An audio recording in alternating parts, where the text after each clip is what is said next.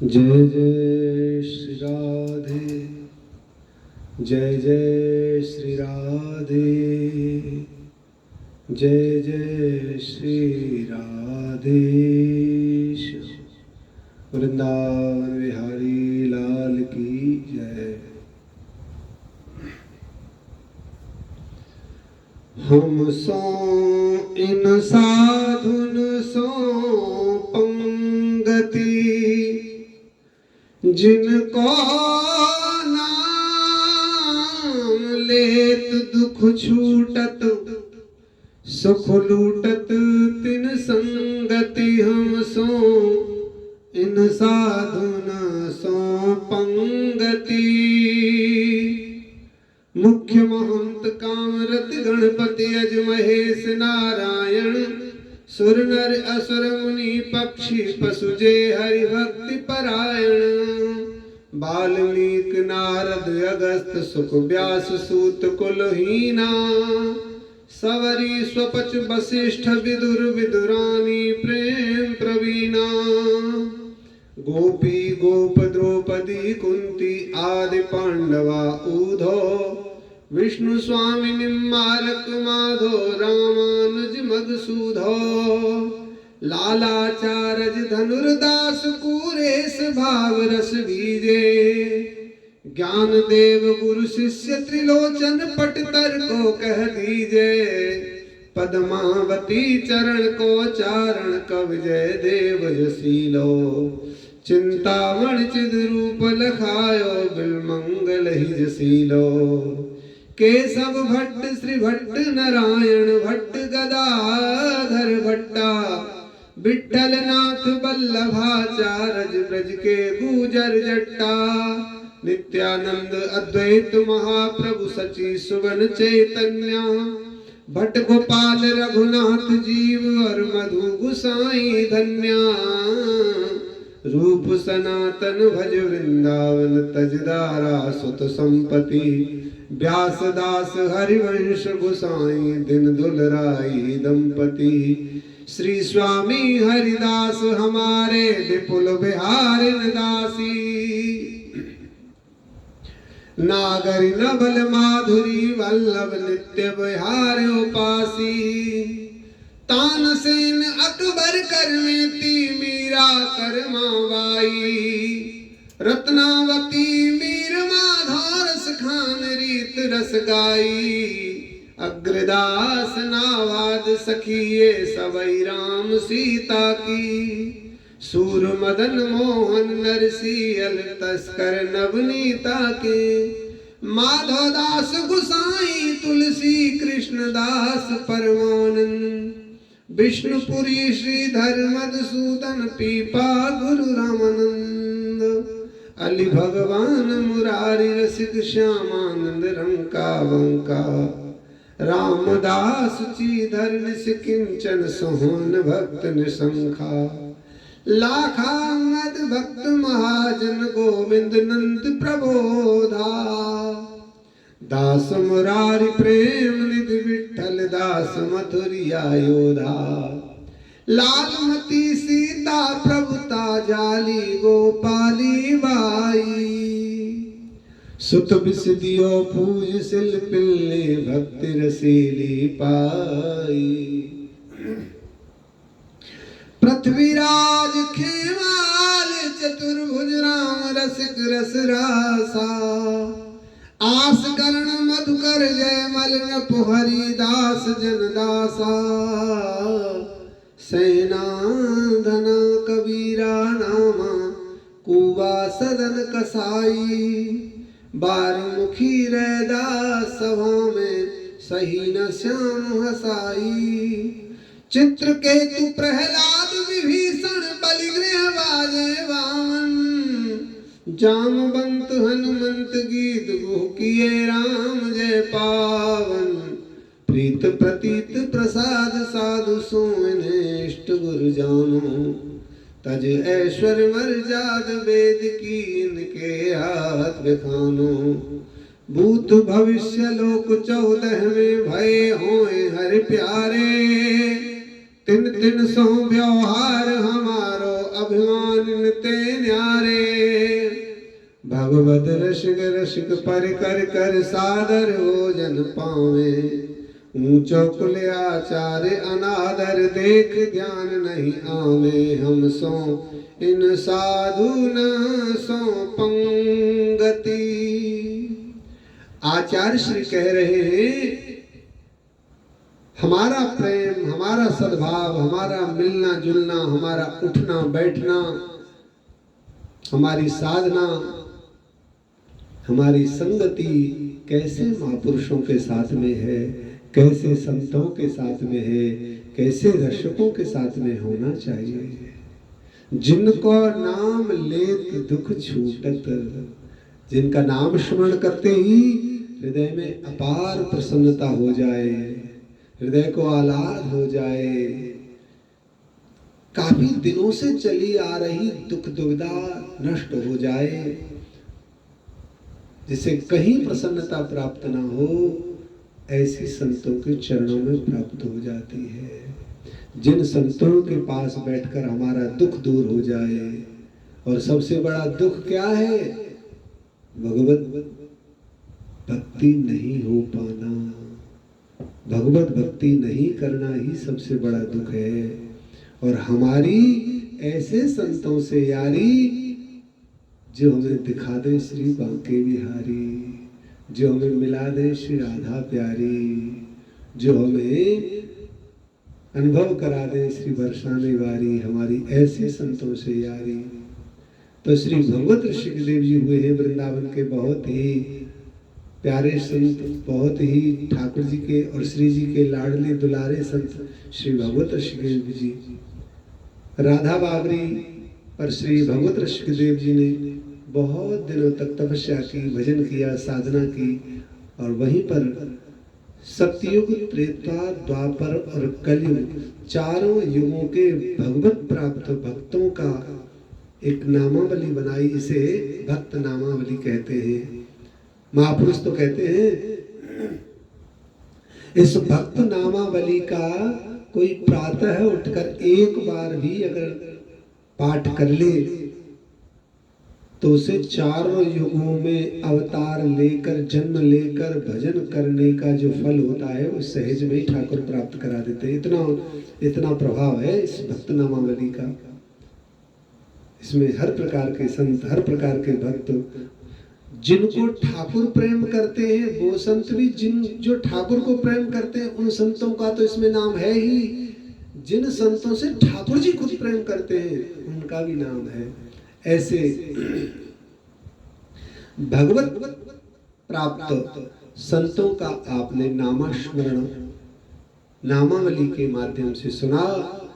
क्योंकि आज श्रावण मास के, श्रावण महीना के कृष्ण पक्ष की पवित्र और मंगल करने वाली, सभी कामनाओं को नष्ट करने वाली, सभी कामनाओं की पूर्ति करने वाली कामिका एकादशी है।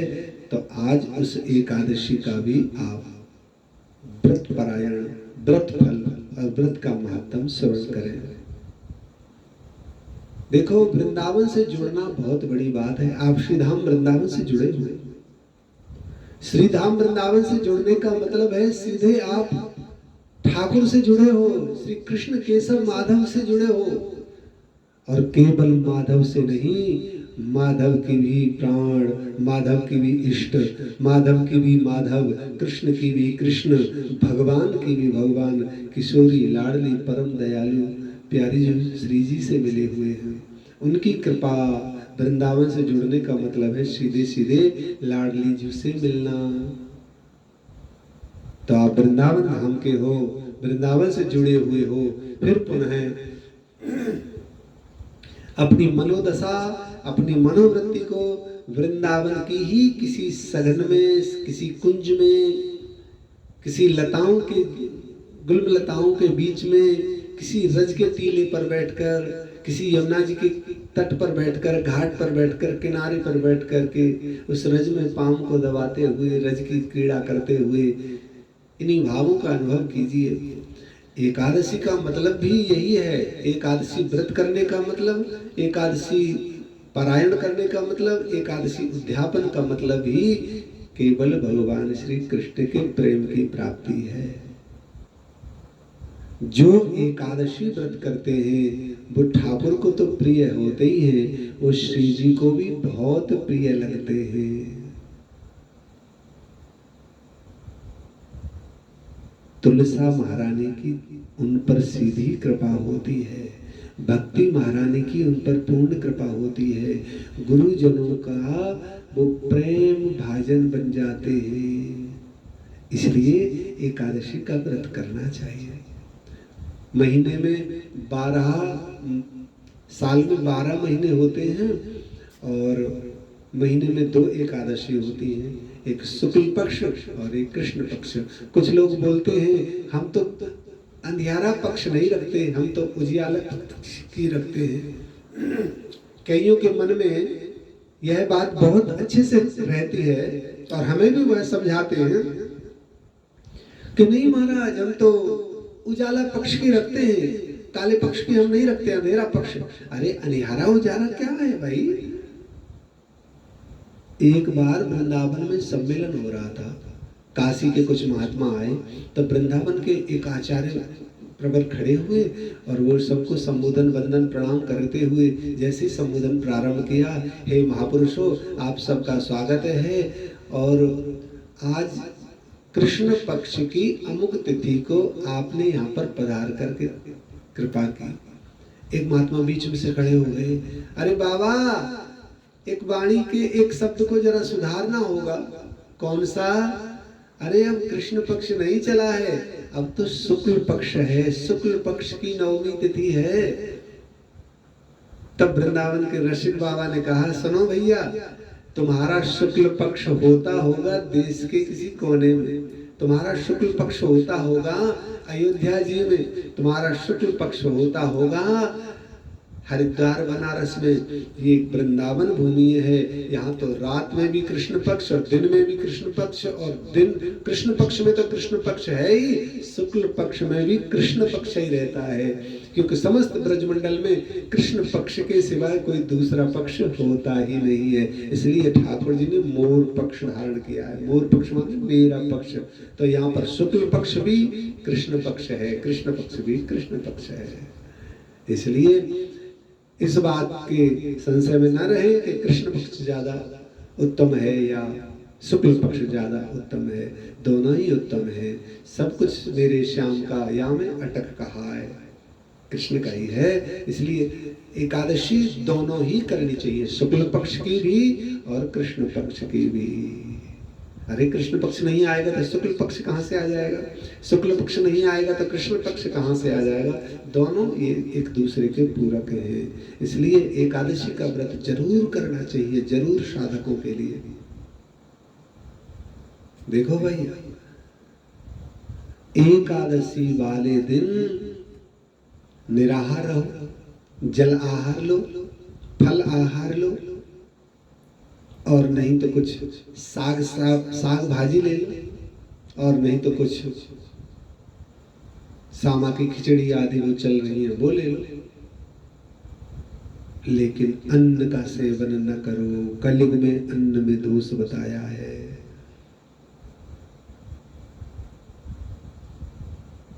अन्न का सेवन न करो, और चावल तो भूल करके भी स्पर्श करना भी अपराध है। चावल का सेवन एकादशी को गुरुजनों ने संतों ने मना किया है, इसलिए चावल का बिल्कुल सेवन न करें। सेवन तो बहुत दूर, स्पर्श भी नहीं करना है।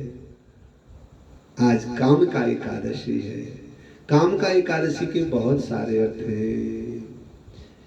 कामना की पूर्ति करेंगे कृष्ण काम पूर्ण, काम के ही मर्दन को आए बनवारी है।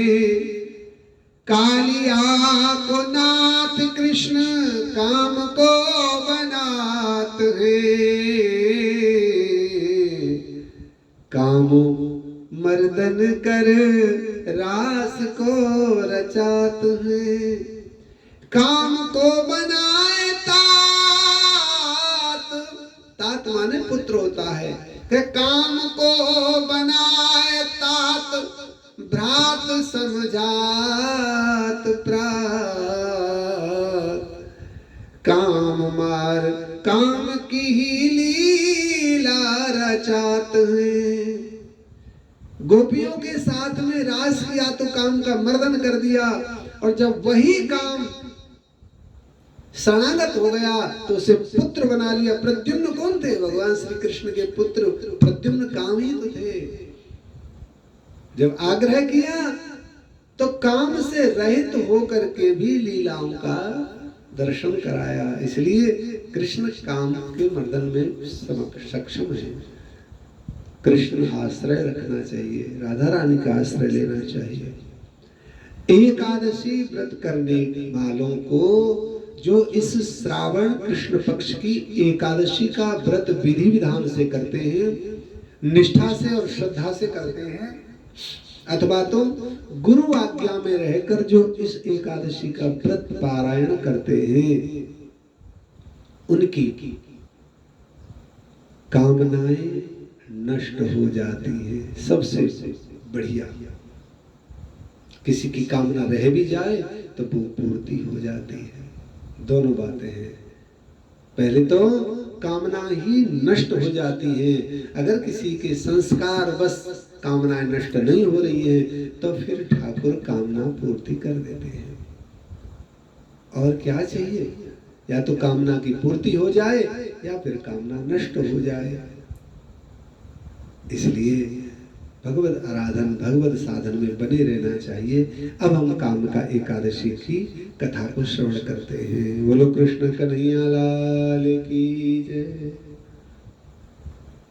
कृष्ण गोविंद गोविंद कृष्ण गोविंद गोविंद, राधे गोविंद गोविंद राधे गोविंद गोविंद, कृष्ण गोविंद गोविंद राधा गोविंद गोविंद, कृष्ण गोविंद गोविंद राधा गोविंद गोविंद।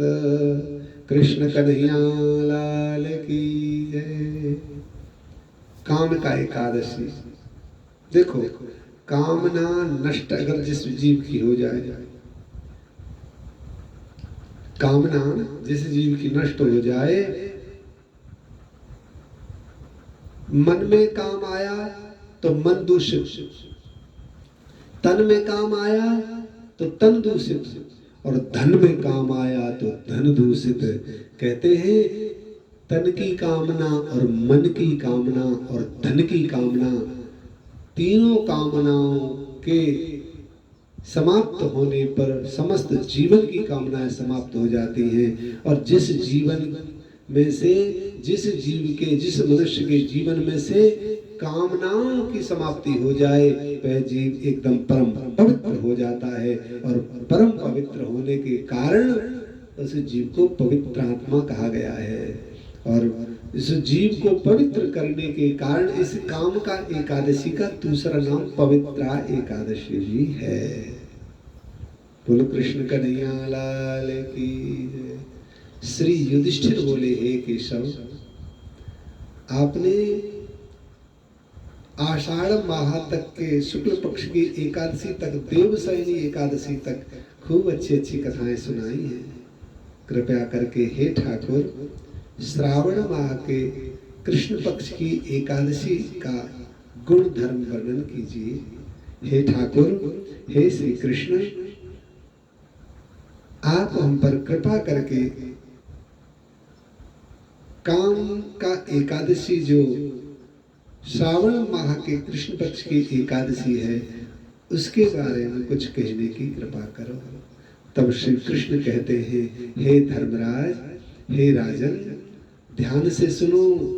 एकादशी की कथा सुनने भर से, एकादशी की कथा कहने और सुनने भर से, दोनों कर्मों से, चाहे कहने वाला हो चाहे सुनने वाला हो, दोनों को स्वर्ग के द्वार खुले मिलते हैं।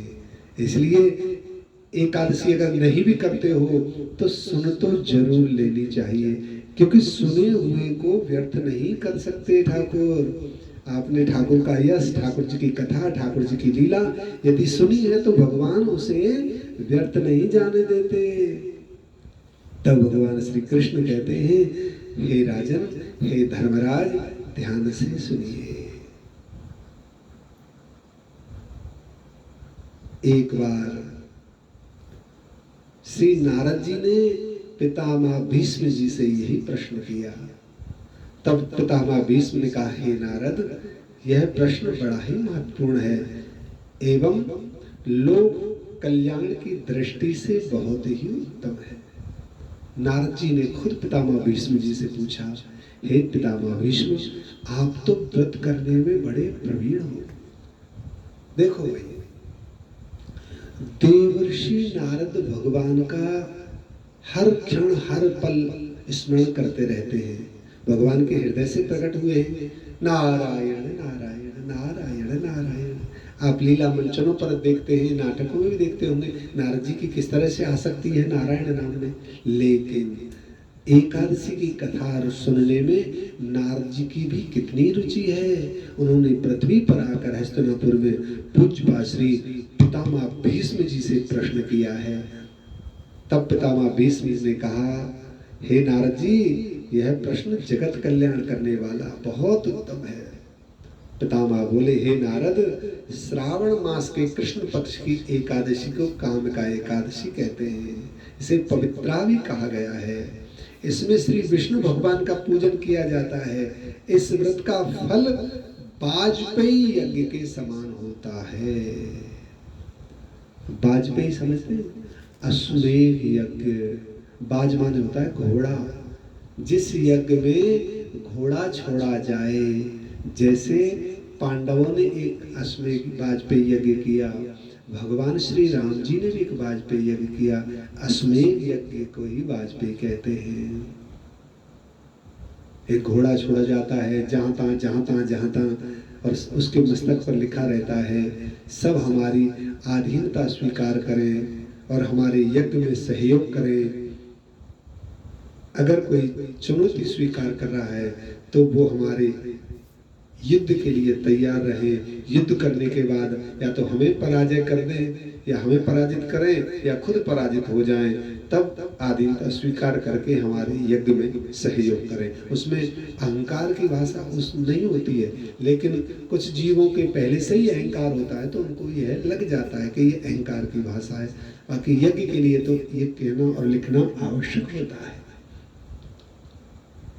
वाजपेयी यज्ञ के समान होता है। अब ध्यान से सुनिएगा।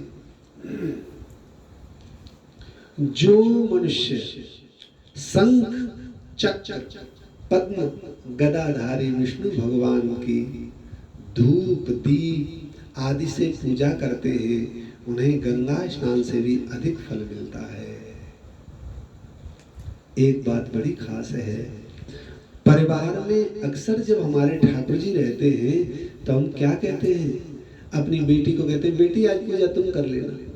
बेटा को कहते हैं, यार अच्छा स्कूल जाने से पहले ठाकुर जी की सेवा करके जाना। पत्नी से कहते हैं, मैं तो जा रहा हूँ ऑफिस, तो ठाकुर जी की सेवा कर लेना। पत्नी कहती है, मैं तो आज रसोई में थोड़ी व्यस्त रहूंगी, आप ठाकुर जी की सेवा कर लेना। अरे नहीं भाई, ये ठीक नहीं है। ठाकुर की सेवा तुम कर लेना, तुम कर लेना, तुम कर लेना नहीं। ठाकुर की सेवा तो मैं करूंगा, मुझे करनी है, मैं ही करूंगा, ऐसा होना चाहिए। हम ठाकुर के दर्शन पर्शन की छूट सबको देते हैं, लेकिन अपने प्रिया प्रियतम की सेवा की छूट किसी को नहीं। सेवा तो हम खुद ही करते हैं। ठाकुर सेवा अपने आप ही करनी चाहिए। भगवान श्री कृष्ण को, भगवान नारायण को स्नान कराने का फल बहुत बहुत तीर्थों के फल से भी अधिक होता है। व्यतिपात में गंडक नदी में स्नान करने से जो फल मिलता है, वही फल भगवान विष्णु की पूजा करने से मिलता है। हे नारद जी, संसार में विष्णु भगवान की पूजा का फल सबसे अधिक है। यह श्रावण मास के कृष्ण पक्ष की कामिका एकादशी के व्रत के बराबर है। अतः जो व्यक्ति श्री विष्णु भगवान का पूजन करता है, श्री कृष्ण पूजन करता है, भगवान श्री कृष्ण के पूजन जो कर सकते हैं वो एकादशी, वो काम का एकादशी व्रत करें तो भी फल प्राप्त हो जाता है। आभूषणों से युक्त बछड़े सहित गाय का दान करने से जो फल मिलता है, ये बड़ी बात ध्यान रखने की है।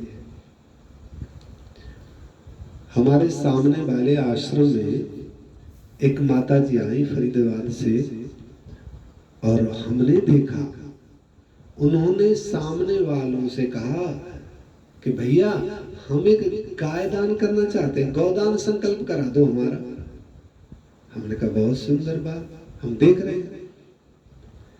उन्होंने क्या किया, 1100 2100 रुपया लगाकर देवरानी जिठानी पांचों ने अलग अलग 11 2100 हाथ पे रख करके और गौदान का संकल्प कर लिया। हे भगवान, कितना बड़ा अपराध। अरे 1100 या 2100 रुपए में क्या कहीं गौ माता का, क्या कहूं गौ माता की सेवा होती है, क्या कहूं गौदान होता है क्या?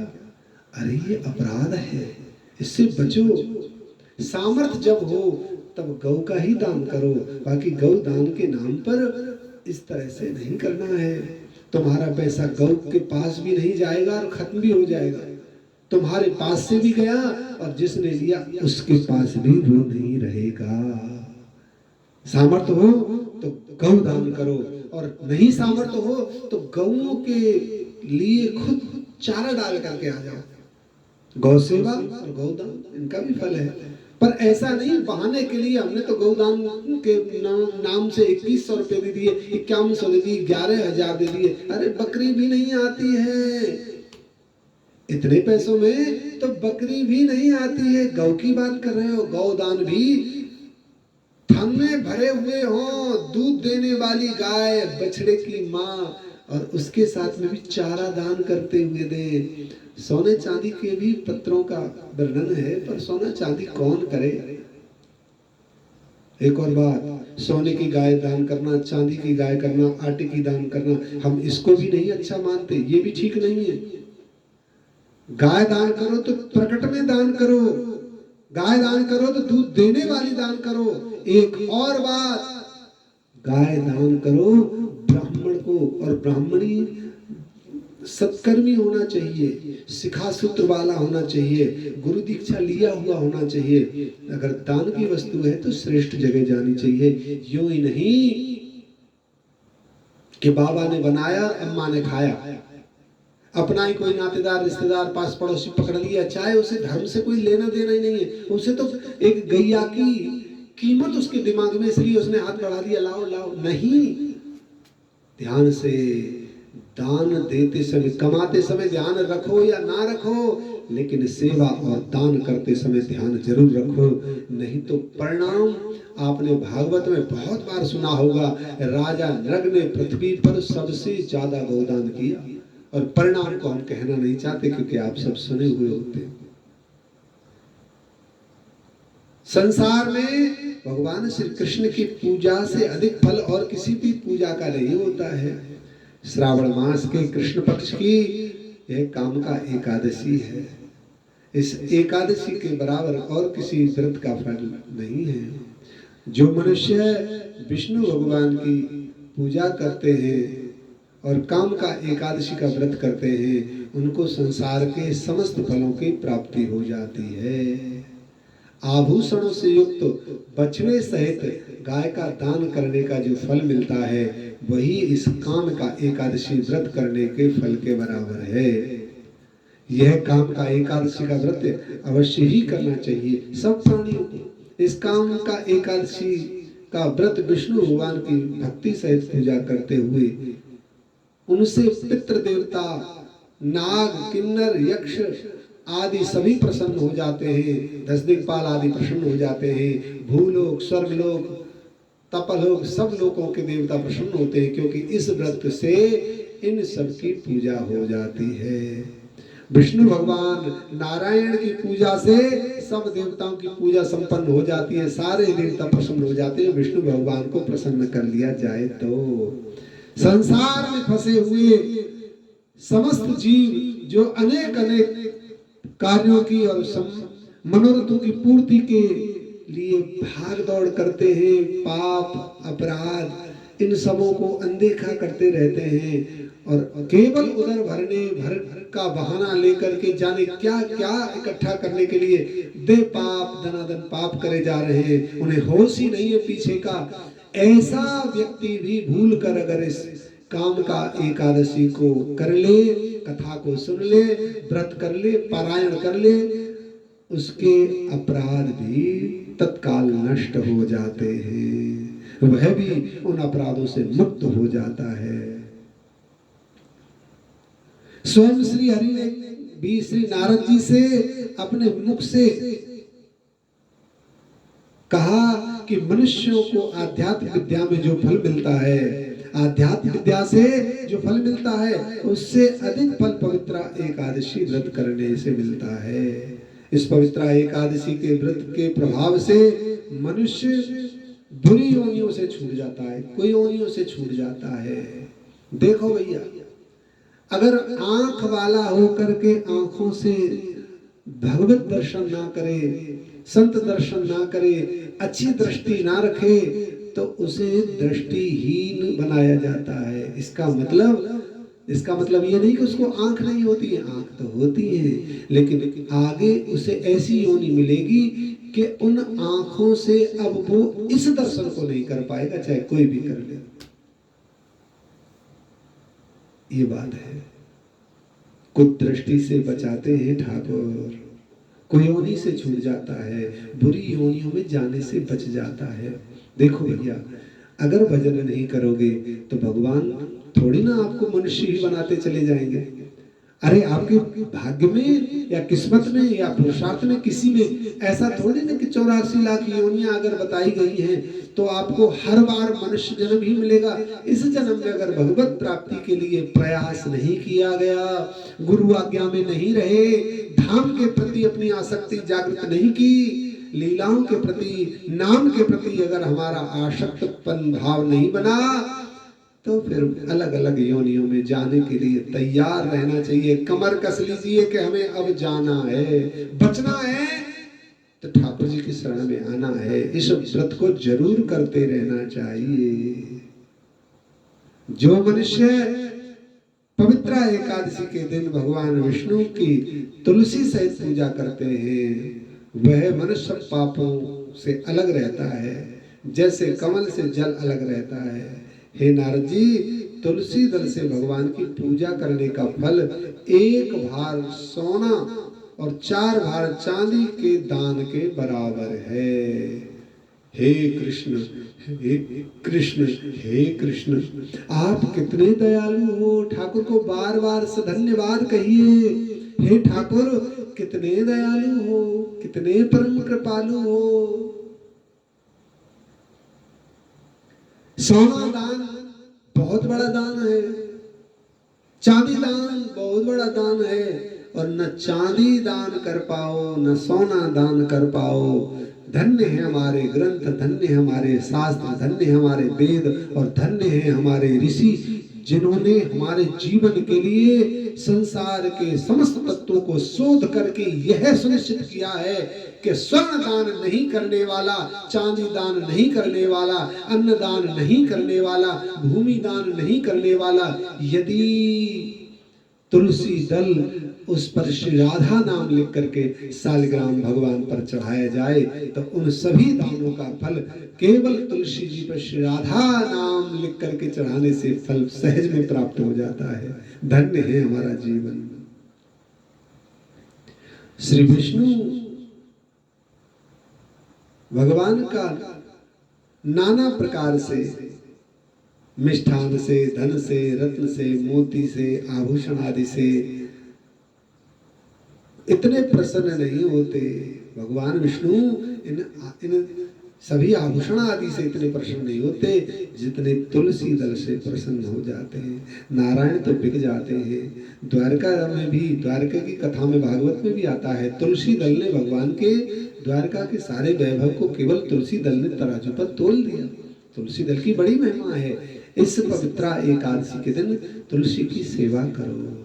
तुलसी को जल चढ़ाओ, तुलसी का दल ठाकुर जी को चढ़ाओ, तुलसी की आरती करो जैसे ठाकुर की आरती होती है, तुलसी का पूजन करो, तुलसी का वंदन करो, तुलसी को वस्त्र दो, तुलसी को फल चढ़ाओ, तुलसी को अन्न चढ़ाओ, तुलसी को मिष्ठान चढ़ाओ। तुलसी माँ की ठाकुर जैसी पूजा करनी चाहिए। भगवान नारायण कहते हैं, नारद जी, स्वयं भगवान, स्वयं विष्णु भगवान था, उनकी प्रिय तुलसी को मेरा नमस्कार है, क्योंकि तुलसी जी के दर्शन करने से ही मनुष्य समस्त पापों को छूट जाता है। श्री चैतन्य महाप्रभु जी का नियम था, स्नान ध्यान करने के बाद, अपनी संध्या करने के बाद सबसे पहले वो ठाकुर से भी पहले तुलसी पूजन करते थे। भक्तमाल में लिखा है कि श्री चैतन्य महाप्रभु जी जो श्री राधा रानी का और श्याम सुंदर का सम्मिलित स्वरूप प्रकट हुआ था बंगाल की पावन भूमि पर, और महाप्रभु जी ठाकुर पूजन से भी पहले तुलसी पूजन करते थे। तुलसी पूजन करने के बाद 108 परिक्रमा करते थे। हे कृष्ण हे कृष्ण हे कृष्ण हे कृष्ण हे कृष्ण हे कृष्ण। तुलसी महारानी का पूजन करने के बाद आरती, वंदन और प्रणाम और परिक्रमा करनी चाहिए। तुलसी का तो शास्त्रों में बहुत बार वर्णन है। जब भगवान श्री कृष्ण को लीला रचानी थी महाराज के दिन, गोपियों से अंतर ध्यान हो गए, तब श्री जी गोपियों को साथ में लेकर के इस तुलसी जी के पास आई हैं। हे वृंदा महारानी, हे तुलसा महारानी, तुम्हारे बिना तो ठाकुर की सेवा पूजा नहीं होती, तुम तो ठाकुर की सेवा में प्रधान और प्रमुख हो, तुम ही बताओ क्या तुमने हमारे ठाकुर को कहीं देखा है? कृपा करके बताओ। जब भगवान राम जी वन में जानकी मैया को खोज रहे थे, तब राम जी भी स्वयं तुलसी मैया के पास आए और कहते थे, हे भगवती तुलसी जी, हे भगवती मंजरी, जानकी जी तो आपकी सहचरी और सखी और सहेली है, क्या आपने अपनी सखी के बारे में कुछ जानती हैं? क्या आपको कुछ पता है वो कहाँ है हमारी प्रियसी? भगवान राम ने भी तुलसी को पूजा, भगवान श्री कृष्ण ने भी तुलसी को पूजा। हम भी तुलसी का सेवन करते हैं तो हमें संसार के समस्त पापों से मुक्ति प्राप्त होती है। तुलसी जी के दर्शन से ही समस्त पाप नष्ट हो जाते हैं, और तुलसी के स्पर्श करने से प्राणी, स्पर्श करने भर से प्राणी पवित्र हो जाता है। जल से तुलसी जी को स्नान कराने से मनुष्य के समस्त यम यातनाएं नष्ट हो जाती हैं। जो मनुष्य काम का एकादशी के दिन व्रत करके श्री विष्णु भगवान की प्रियसी श्री तुलसी जी की पूजा कर रात्रि को कथा और कीर्तन करता है, रात्रि को जागरण करता है, तथा बहते हुए जल नदी एवं पवित्र नदियों के किनारे जो दीपक जलाता है, तुलसी जी के किनारे जो दीपक जलाता है, अपने देहरी द्वार पर जो दीपक जलाता है, जो ठाकुर के सामने दीपक जलाता है, उसके इतने पुण्य हो जाते हैं कि उसके पुण्यों के बदले भगवान उसको संसार की और कोई वस्तु दे ही नहीं सकते, क्योंकि इतनी सेवा करने के बाद, इतने पुण्य करने के बाद, इतना पवित्र कर्म करने के बाद भगवान कहते हैं अब इसे देने के लिए मेरे पास कुछ नहीं है। तो पूजा की है तो भगवान को कुछ ना कुछ तो देना पड़ेगा। फिर ठाकुर कहते हैं अब इसको देने के लिए मेरे पास मेरे सिवाय और कुछ नहीं है, इसलिए ठाकुर रीच करके उस व्यक्ति, उस जीव को खुद को ही दे डालते हैं। कहिए इस पवित्र एकादशी, काम का एकादशी की बराबरी क्या किसी व्रत में है? जो भगवान को ही प्रदान कराने वाली एकादशी है। श्रावण मास के कृष्ण पक्ष की, जो भगवान को बड़ा प्रिय है, कृष्ण पक्ष प्रिय है, तभी तो भगवान श्री कृष्ण इस कृष्ण पक्ष की अष्टमी को प्रकट हुए मथुरा में।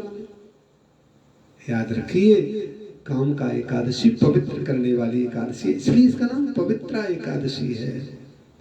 पवित्र एकादशी करता है, ध्यान से सुन ले, पवित्र एकादशी का व्रत करने वाला दिन में 2 बार स्नान करे कम से कम, अपराध करने का सोचे भी नहीं, न झूठ बोले, न झूठ बुलवाए, न झूठा का संग करे, कुसंग से बचे।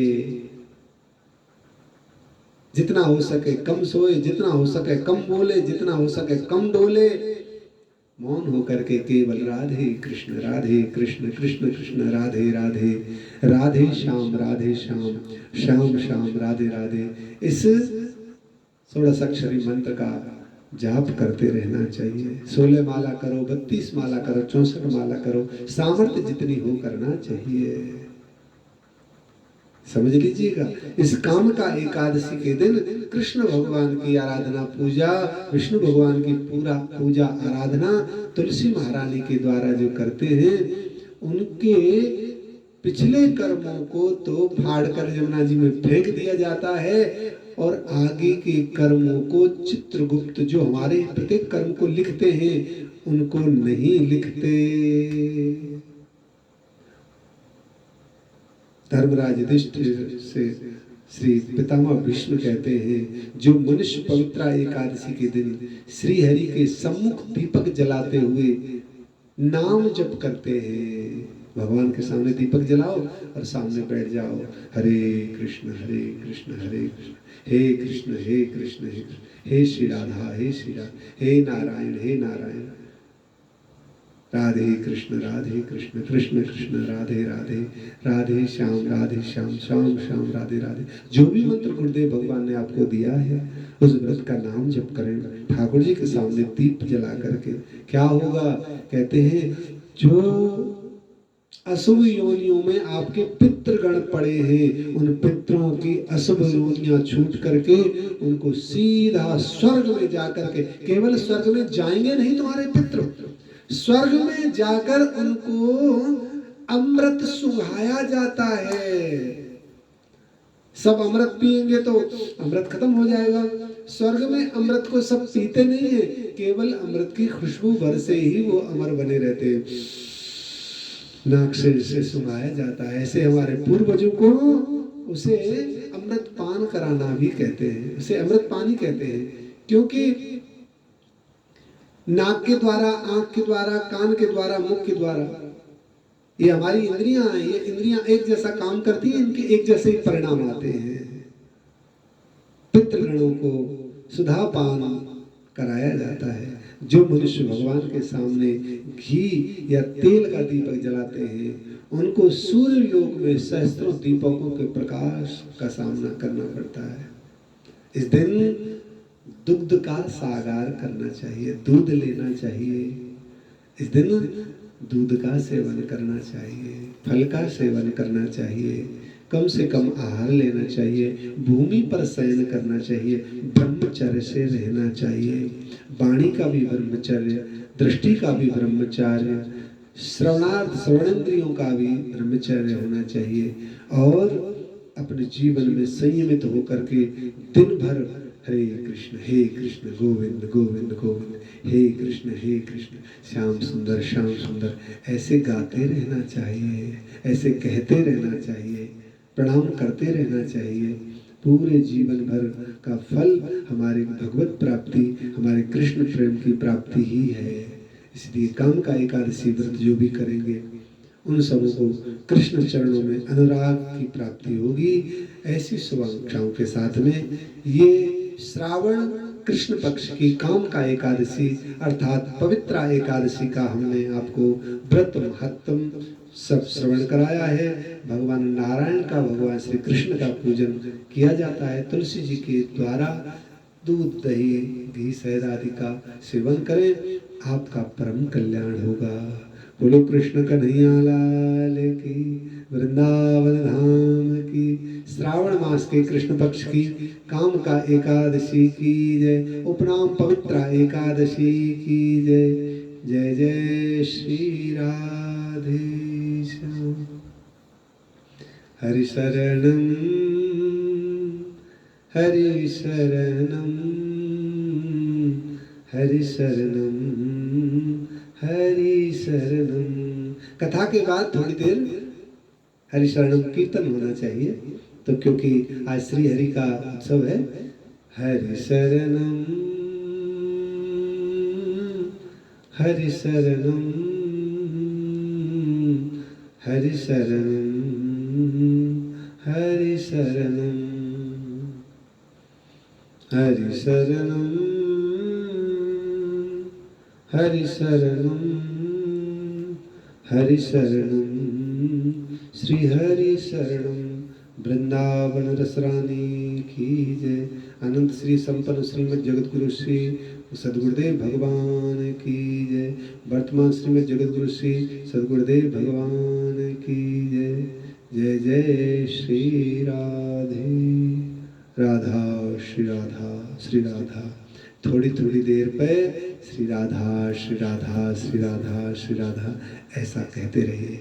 थोड़ी थोड़ी देर पर श्री राधा श्री राधा श्री राधा ऐसा कहता रहे। थोड़ी थोड़ी देर पर फिर याद रखो, थोड़ी थोड़ी देर पर श्री राधा श्री राधा श्री राधा ऐसा कहते रहना चाहिए। जय श्री राधे।